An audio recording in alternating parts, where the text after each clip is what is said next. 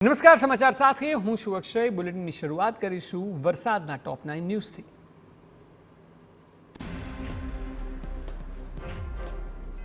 રાજ્યમાં હાલ વરસાદનું જોર ઘટ્યું છે. 97 તાલુકામાં નોંધપાત્ર વરસાદ વરસ્યો. સૌથી વધુ ડાંગના હવામાં 6.5 ઇંચ, ડાંગના સુબીરમાં 4 ઇંચ, 17 તાલુકાઓમાં 1 ઇંચથી માંડીને 5.5 ઇંચ, વેરાવળમાં 3.19 ઇંચ જેટલો વરસાદ, સૂત્રાપાડામાં 3.5 ઇંચ, ગીર ગઢડામાં 2.25 ઇંચ જેટલો વરસાદ વરસ્યો હતો.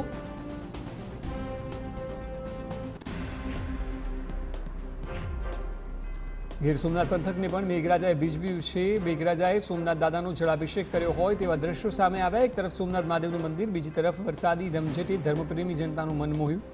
ચોમાસાના પ્રારંભે જ મેઘરાજા મનમૂકીને વરસ્યા. કેટલાક વિસ્તારોમાં વિઝિબિલિટી ઘટતા વાહન ચાલકોએ મુશ્કેલીનો સામનો કરવો પડ્યો.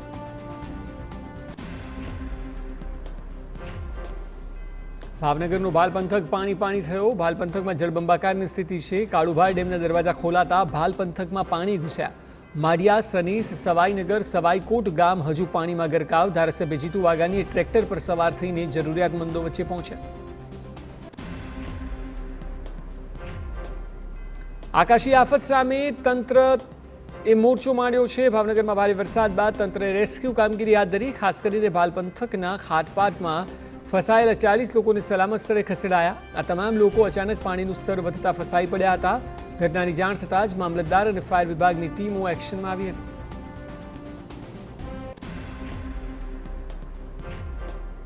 આ તરફ ભાવનગરના નારી ગામ પાસે 33 લોકો ફસાયા હતા. અચાનક પાણીનું સ્તર વધતા મીઠાના આગરમાં નાગરિકો ફસાયા હતા. તંત્રને નાગરિકોની જાણ થતાં જ ટીમોએ રેસ્ક્યુ કામગીરી શરૂ કરી અને મીઠાના આગરમાં ફસાયેલા પશુપાલકો અને મીઠા આગરમાં કામ કરતા કર્મચારીઓને સલામત સ્થળે ખસેડાયા.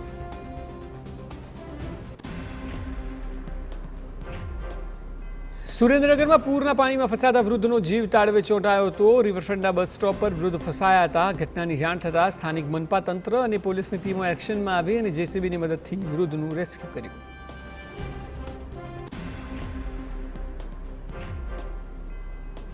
રાજ્યમાં અનેક સ્થળોએ મેઘરાજાએ ધમાકેદાર ઇનિંગ ખેલી. સુરેન્દ્રનગરમાં મેઘાના ધોધમાર આગમનને પગલે કેટલાક વિસ્તારોમાં તબાહીના દ્રશ્યો સામે આવ્યા. વઢવાણના વસતડી રોડ પાણીના પ્રવાહમાં ધોવાઈ ગયો. ખાટડીની શાળામાં જળબંબાકાર અને સુરેન્દ્રનગરનું જાંબુ ગામ બેટમાં ફેરવાયું.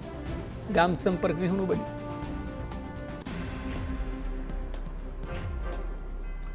ડાંગમાં વરસાદી માહોલ વચ્ચે પ્રકૃતિ સોળે કળાએ ખેલી છે. સાપુતારા, હવા અને વઘઈમાં અવિરત વરસાદ વરસ્યો. વરસાદ બાદ સાપુતારામાં નયનરમ્ય નજારો જોવા મળ્યો. વાદળો જાણે જમીન પર ઉતરી આવ્યા હોય તેવા દ્રશ્યો જોવા મળ્યા.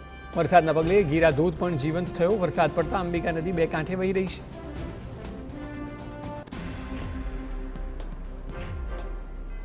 તો આવતીકાલે રાજ્યમાં વરસાદની આગાહી છે. હવામાન વિભાગે અતિભારે વરસાદનું કહ્યું છે. 21-22 જૂન કેટલાક ભાગોમાં મધ્યમ વરસાદની શક્યતા. 22 થી 24 જૂન કેટલાક ભાગોમાં અતિભારે. અમદાવાદમાં હળવાથી મધ્યમની શક્યતા.